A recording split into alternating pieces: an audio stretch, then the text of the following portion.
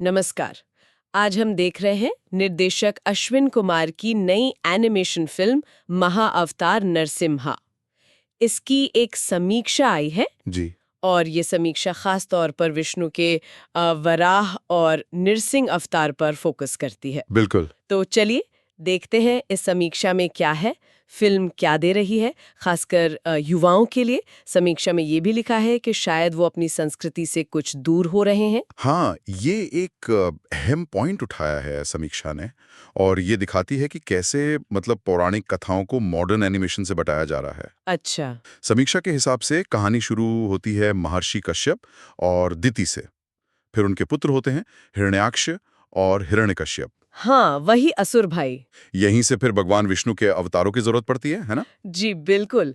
पहले वरा अवतार हिरण्यक्ष का वध करने के लिए, राइट। और फिर कहानी आगे बढ़ती है हिरण्यकश्यप और उसके बेटे प्रहलाद तक। हाँ, प्रहलाद की कहानी ये तो मतलब बहुत दिलचस्प मोड़ है। पिता असुर और बेटा विष्णु भक्त, ये जो टकराव है। सही कहा आपने।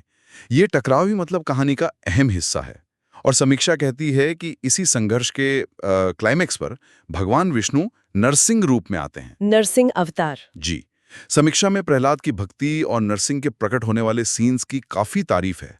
मतलब बहुत प्रभावशाली ढंग से दिखाया गया है। कहानी तो जाहिर है मजबूत है ही, लेकिन समीक्षा एनिमेशन के बारे में क्या कहती है? क्योंकि एनिमेशन में ये सब दिखाना आसान नहीं होता होगा। हाँ, एनिमेशन की तो बहुत ज्यादा तारीफ है। कहा गया है कि एनिमेशन में कोई कमी है ही नहीं, टॉप लेवल का काम है। अच्छा, मतलब बिल्कुल हॉलीवुड लेवल। कुछ वैसा ही समझ लीजिए। समीक्षा कहती है कि दर्शकों को बांधे रखता है, चाहे वो किसी भी उम्र के हों, बच्चे, युवा, बुजुर्ग। मतलब स्क्रीन से नजर हटाना मुश्किल है। तो ये सिर्फ बच्चों की फिल्म नहीं है जैसा अक्सर एनिमेशन फिल्मों के साथ मान लिया जाता है। बिल्कुल नहीं। इसकी अपील मतलब यूनिवर्सल है। और सिर्फ एनिमेशन नहीं, म्यूजिक और आवाज की भी बहुत तारीफ है। हाँ, म्यूजिक का जिक्र मैंने भी पढ़ा, कुछ गाने हैं शायद। और वो नरसिंह अवतार वाले सीन का स्कोर रोंगटे खड़े कर देने वाला बताया है। जी हाँ, बिल्कुल। बैकग्राउंड स्कोर की खास तारीफ है। और जो वॉइस आर्टिस्ट हैं, आदित्य राज शर्मा, हरिप्रिया मट्टा, उनके काम को भी सराहा गया है। तो मतलब कहानी और विजुअल्स के साथ साथ ऑडियो एक्सपीरियंस भी दमदार है। निश्चित रूप से। और समीक्षा एक और दिलचस्प बात कहती है। वो कहती है कि जो एक्शन सीन है फिल्म में, हाँ। वो हॉलीवुड या साउथ की फिल्मों को टक्कर देते हैं।